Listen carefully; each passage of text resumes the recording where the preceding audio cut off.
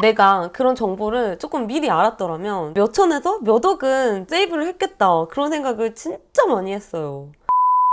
안녕하세요 여러분, 10년차 프리랜서 은지입니다. 제가 얼마 전에 집을 이사를 했어요. 그래서 이사를 하기 직전에 거의 한 3, 4개월 정도 집을 좀 보러 다니고 부동산 공부를 작년부터 이제 꾸준히 조금씩 하면서 진작에 알았으면 좋겠다 싶었던 것들이 몇 가지 있어서 오늘은 그런 것들을 여러분들께 얘기를 한번 해보도록 할게요.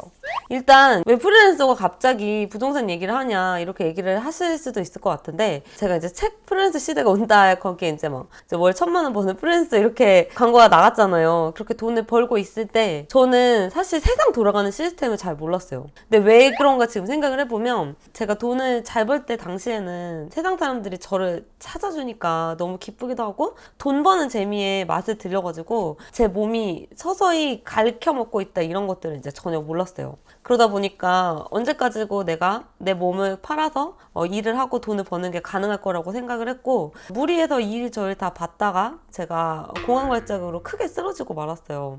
근데 이제 그렇게 쓰러지면서 느낀 게 뭐냐면, 내 몸을 갈아서 일하는 거에는 한계가 있구나. 그러면 어떻게 해야 이렇게 개인 사업자, 프리랜서가 안고 있는 불안감을 해소할 수 있는 좋은 방법이 뭐가 있을까? 그랬을 때 딱 두 가지가 떠올랐어요.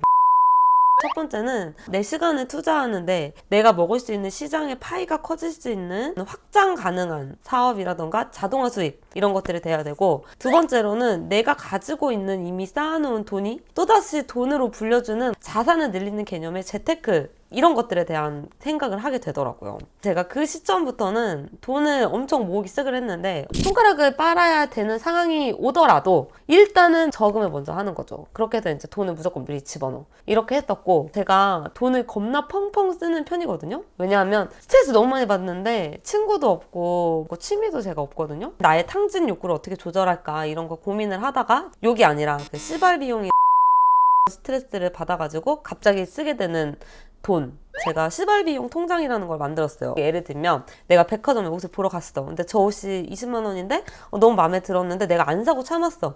그 돈을 그 시발비용 통장에 집어넣는 거죠. 근데 그런 식으로 탕진 욕구를 참고 통장에 쌓여가는 돈들을 들여다봤어요.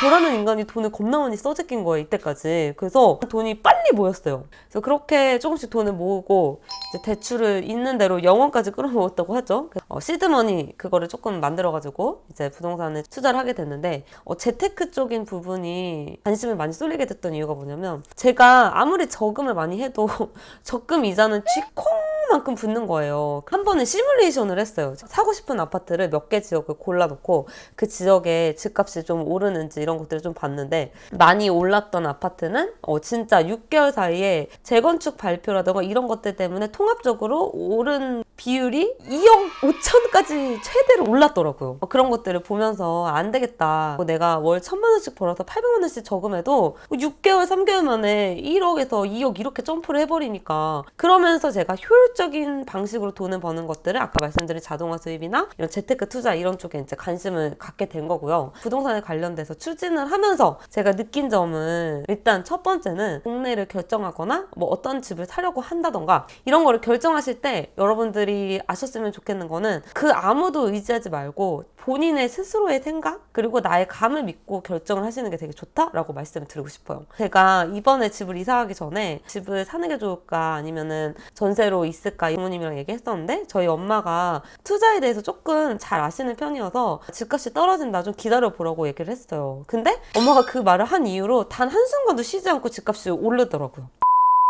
엄마 짜증나 약간 이런 생각을 처음에 하다가 나중에는 그런 생각이 들었어요. 아니 이거는 결국은 결정은 내가 한 건데 사실 내가 누구를 탓하겠어요, 그죠? 인생에 되게 중요한 결정들은 그 누구의 말을 의지하기보다는 내가 많은 양의 정보를 잘 조사하고 내가 옳다고 믿는 나의 직감이라는 게 있을 거잖아요. 그거에 의존해서 내가 결정을 하는 게 맞구나. 그리고 그게 부동산에 한해서는 정말 주식처럼 그 파도차기가 심하지 않다. 특히 서울 집값은 오늘이 가장 싸다. 그렇기 때문에 지금 내가 거주할 집을 아직 없고 무주택자라면 이제 무조건 집을 하려고 했을 때는 최대한 빨리 하시는 게 좋지 않나 그렇게 생각을 하고요. 그리고 두 번째로는, 이거는 진짜 여러분들 잘 지금부터 생각을 하세요.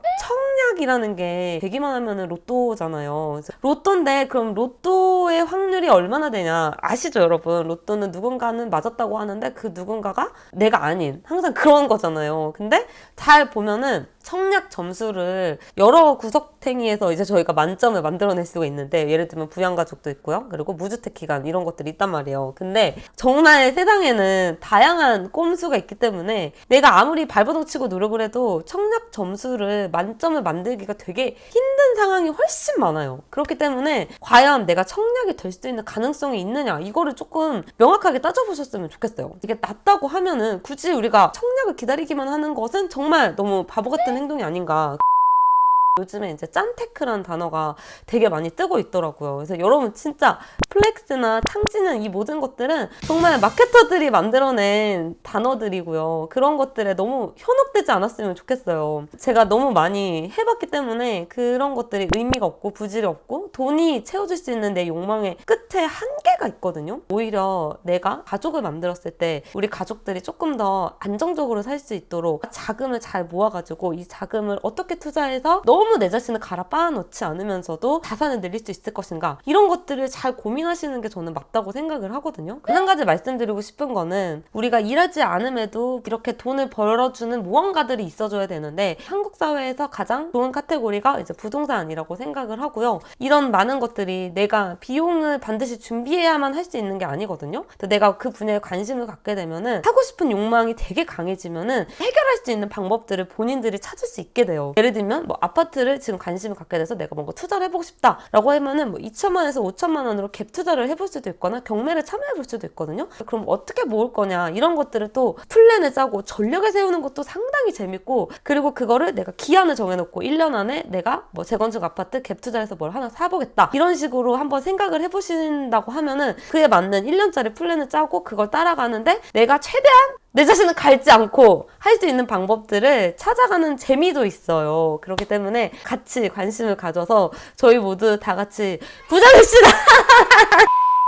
제가 공부하고 얻고 배운 것들을 여러분들이랑 같이 나눌 수 있으면 좋겠어요. 왜냐면 그렇게 되면 그게 잘 돼서 저도 잘 벌었다라는 얘기가 되는 거잖아요.